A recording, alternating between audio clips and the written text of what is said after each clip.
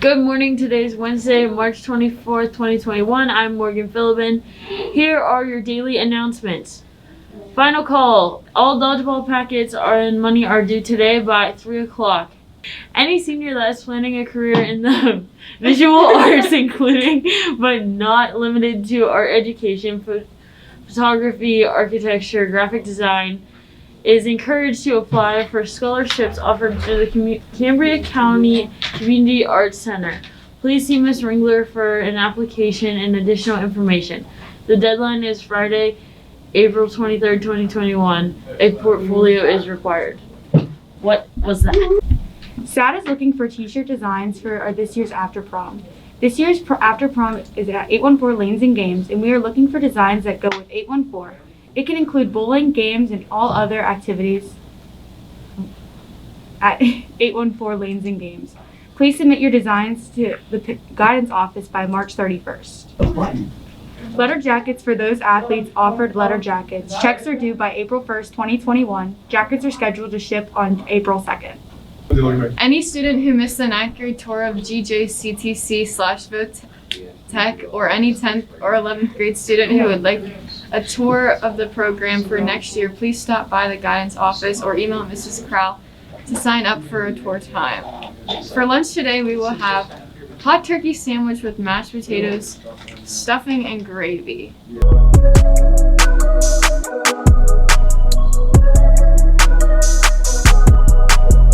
Your forecast for today: cloudy with a light rain this morning, high of 62 degrees.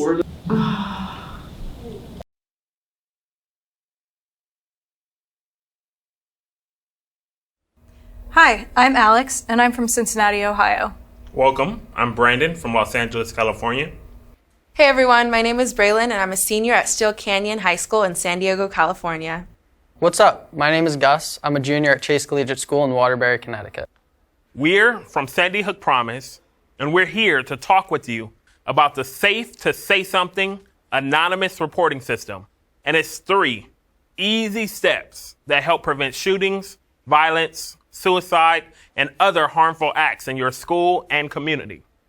Trust me, violence is not something I take lightly. As an educator in Los Angeles, I lost several students to violence. If we had learned to say something, I believe many of those students would have been saved. The Safe to Say Something program has 3 important steps. Step 1, look for warning signs and threats. Step 2, when you observe a sign or threat, act immediately and take it seriously. And step 3, say something to a trusted adult, call 911, or use the Safe to Say Something anonymous reporting system. Using these 3 steps, you will make a real difference in keeping your school safe and getting help for people who need it. Before we jump into the details of each step, I want to emphasize that schools are safe. In fact, they are one of the safest places to be in your community. However, they aren't immune to shootings, violence, suicide, threats, and other harmful acts. For instance, almost 20%, or 1 in every 5 students, report being bullied. You may not realize this, but bullying has a significant and negative impact on your personal and overall school safety. In addition to bullying, far too many students ideate about, attempt, or die by suicide. 17%, or 1 in every 6 students, consider suicide. Students who are hurting can also turn their pain into hurting others. Every year in this country, there are on average 33 school shootings. Shootings are just one form of violence and crime that can occur within schools. Other forms of violence and crime include dating violence, verbal abuse, physical abuse, and theft. In fact, 79% of schools have reported incidents of crime. Some cases involve weapons, some do not. In all cases, incidents of crime in schools make everyone, students, teachers, and parents, feel like their school is less safe.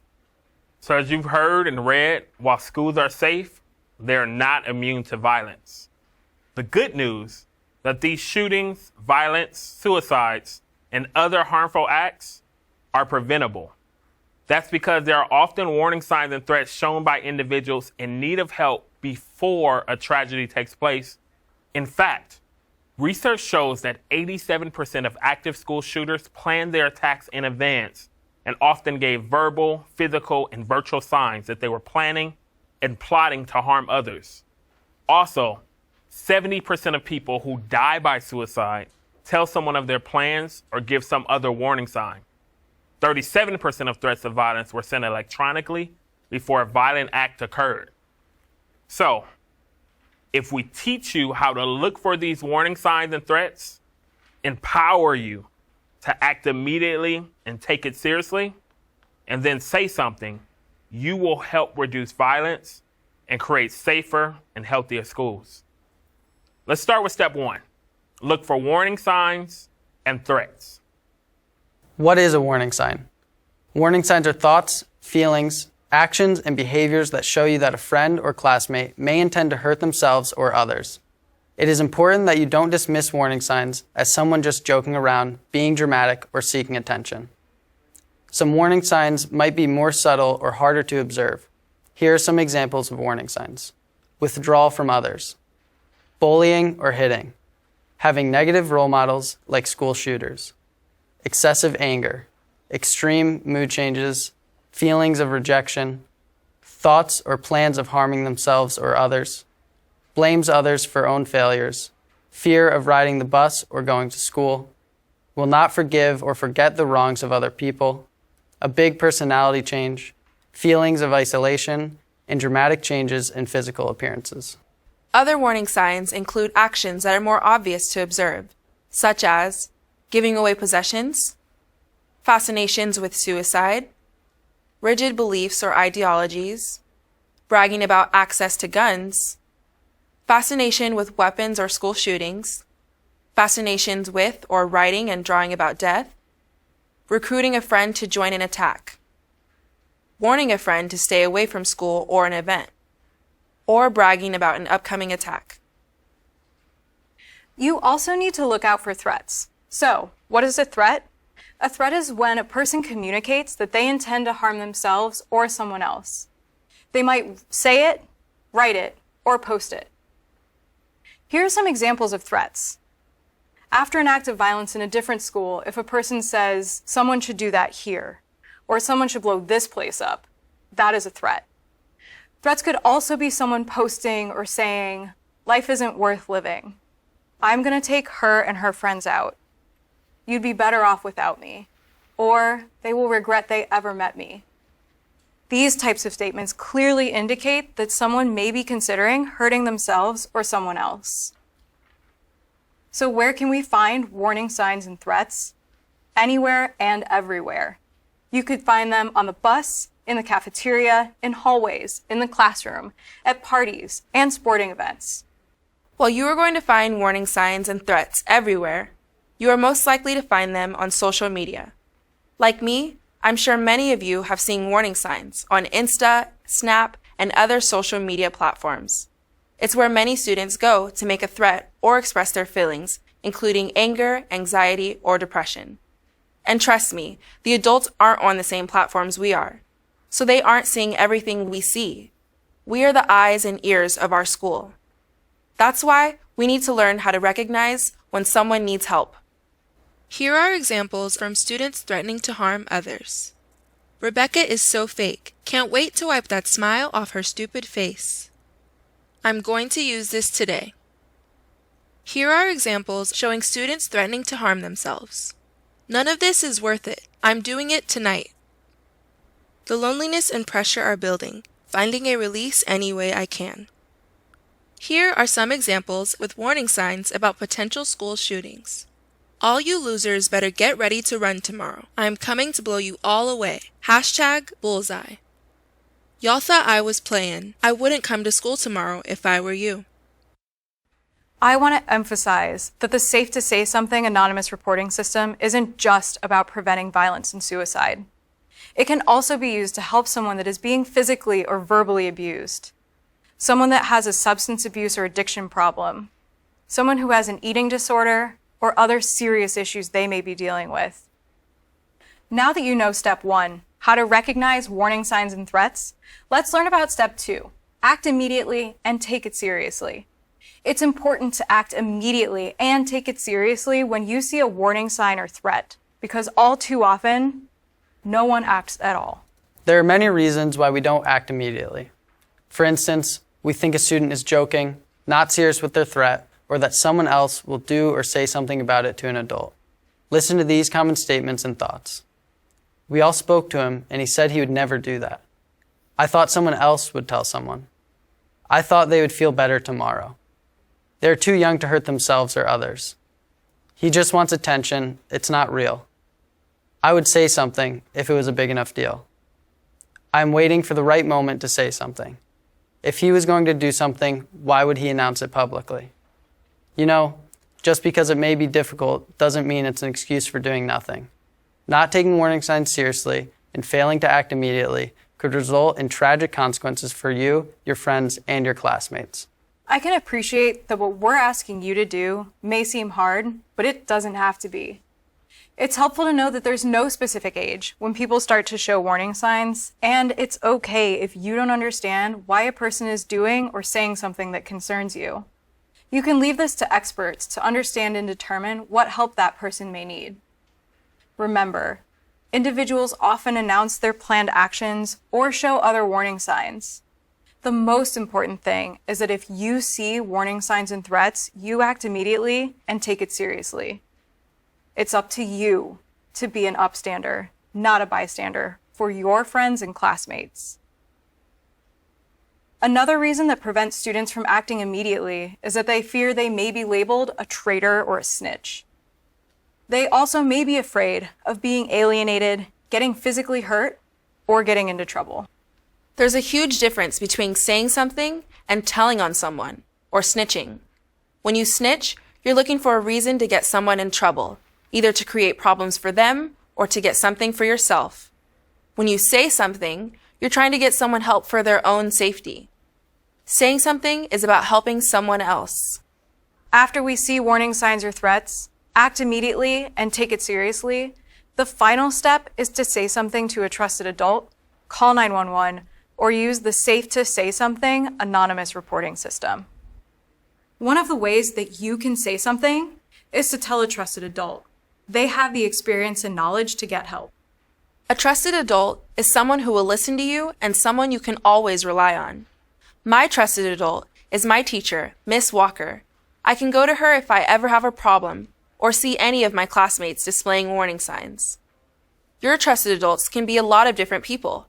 They could be your school teacher, your school administrator, your counselor, or your coach. They could also be someone outside of school, your parent or guardian, a friend's parent, family member, or religious leader. Talking to adults or 911 about a warning sign or threat that you are seeing can sometimes feel difficult or awkward. But here is what you can do to prepare for this conversation.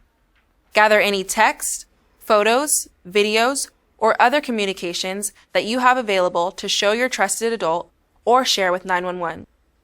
After you gather any evidence you may have, there are 3 important parts to having a conversation. First, you must be direct. You can start your conversation with a sentence like, I must talk to you about my friend Jane, or I need to report an emergency about my friend Joe.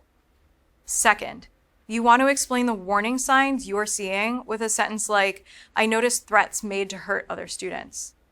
Finally, you want to clarify what you want to see happen as a next step with a sentence like, I need your help now to get my friend help immediately. And if you have it, bring the individual's full name, address, and any social media information. You just learned how to say something to a trusted adult or call 911. But what if a trusted adult is unavailable or you're not comfortable calling 911? Use the Safe to Say Something anonymous reporting system. You might be wondering, does that mean I have to give my personal information to a stranger? No. The Safe to Say Something anonymous reporting system is completely anonymous, so you don't have to give any information about yourself that you don't want to. The Safe to Say Something anonymous reporting system works by simply submitting your concern or issue using the app, telephone hotline, or website 24 hours a day, 7 days a week. There are trained crisis counselors ready to receive and act on anything you submit to them. To use the app, download it to your phone or mobile device.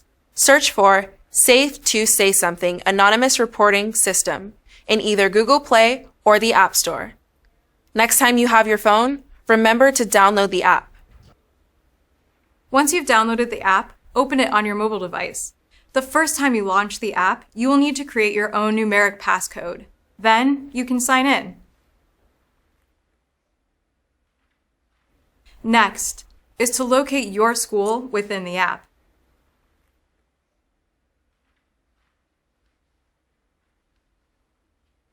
Select the concern from the menu that you would like to address. You will then be asked to type in details about your concern. Finally, upload any photos, videos, or sound files related to your concern, and then hit submit. You will be able to have an anonymous two-way conversation with a crisis counselor to ensure they have all the information they need to get help for the individual you're concerned about. You will also get a case number so you can log back in at a later time and add more information if you want. If you want to submit a tip on the website rather than through the app, first go to safetosaypa.org. Once there, select the Submit a Tip icon and then complete the form. If you'd prefer to submit a tip over the phone, call 1-844-SAF-2SAY or 1-844-723-2729. You will speak with the crisis counselor who will ask you a series of questions. Before the call is over, the crisis counselor will provide you with a tip number and password. This information will allow you to log in online and provide new or additional information you may have about your tip. After you've logged in online, it allows you to exchange private messages to share any additional anonymous information. It's as easy as that. Thanks to your anonymous tip, the crisis counselor will work with the appropriate people in your school or community to act on your tip and intervene as needed. Today, you learn the 3 steps to the Safe to Say Something anonymous reporting system. Step 1. Look for warning signs and threats. Step 2. Act immediately and take these warning signs seriously. And Step 3. Say something to a trusted adult, call 911, or use the Safe to Say Something anonymous reporting system. By bringing the 3 steps of Safe to Say Something into our day-to-day lives, we as students will be able to reduce violence and threats in our schools and make our schools and communities a better place to be. We have the power to make a difference in the world around us just by saying something. Thank you for taking the time to learn about Safe to Say Something.